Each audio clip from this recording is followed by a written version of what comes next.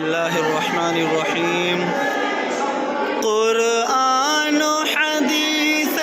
نبوی کی تعلیم یہاں پر ہوتی ہے،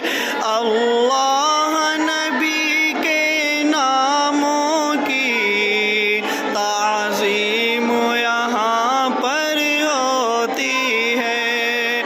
اصحاب اکابر کی نسبت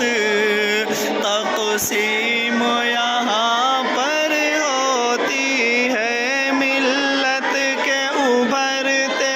بچوں کی، ملت کے ابھرتے بچوں کی تنظیم یہاں پر ہوتی ہے، یہ ہے علم و عمل کا مرکز ہے، تبلیغ کا روشن مینارہ، قاسم ہے علوم نبوی کا، دلکش ہے یہاں کا